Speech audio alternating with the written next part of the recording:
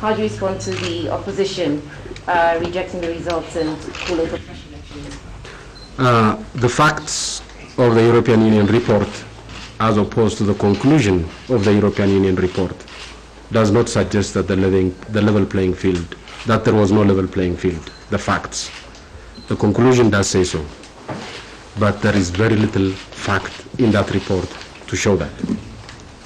Secondly, I'm sure the African Union does not say.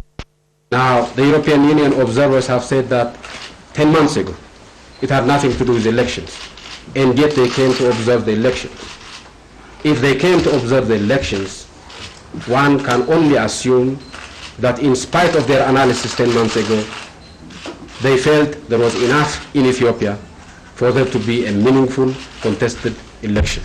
That is why they came to observe. And so they ought to limit their observation, their comment, to their observation. And their observation, as far as the facts are concerned, do not seem to suggest that there was no, the playing field was not fundamentally tilted to the ruling party. Now, there is always the theory of the advantage of the incumbent, but that's everywhere.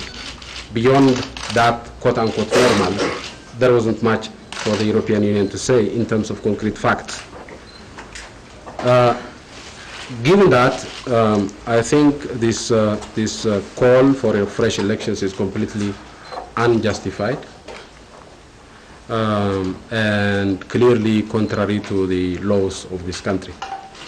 The opposition have every right to contest the results in a court of law based on specific evidence.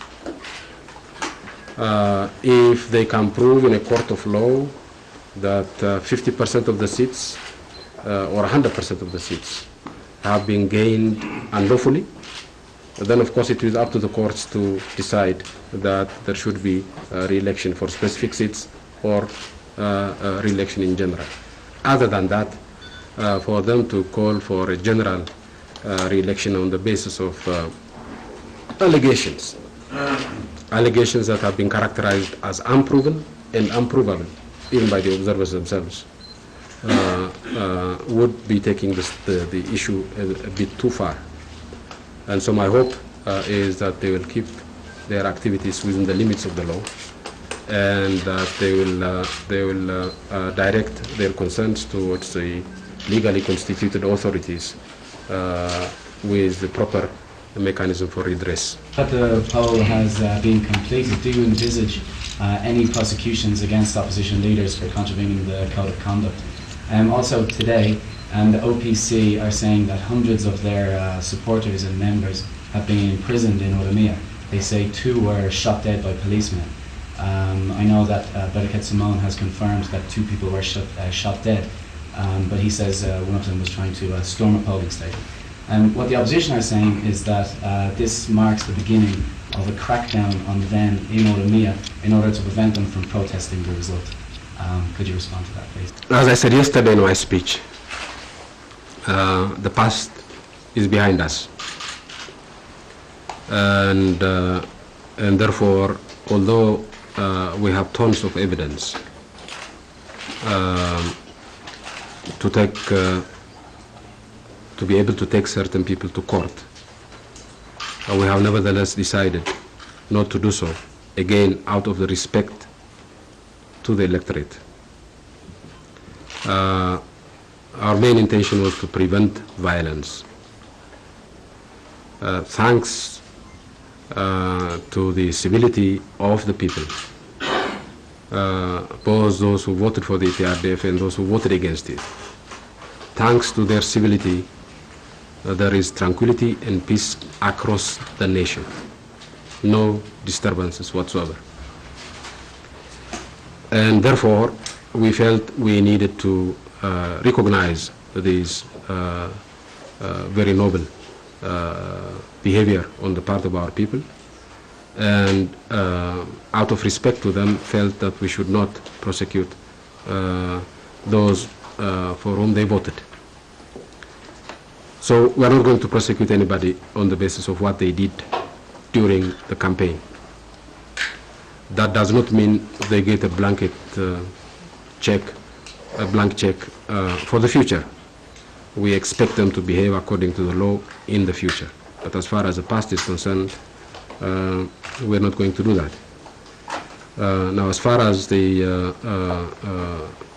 allegations of deaths of 2 people are concerned, the incidents happen into very different parts of Oromia and at 2 different times. In the first instance, that was on Sunday evening. The ballot box was being transported after being counted, and some people associated with that group tried to storm and take the ballot box. In that instance, they failed in taking the ballot box, but 1 person died. In another instance, they succeeded and destroyed the ballot papers. Fortunately, they destroyed the ballot papers after they have been counted and the results posted outside of the polling station. So there were several organized attempts Sunday evening, especially in remote rural areas, to try and do so. And unfortunately, one of those resulted in deaths. In the second instance, we are checking as to what the police were doing. Apparently, they were trying to arrest some people for some crime committed. We are investigating the case. It happened, I think, yesterday or today. And so, if the police have acted outside of our guidance, they will be held accountable. As far as widespread imprisonment is concerned, it's a fiction. It is not happening. It will not happen.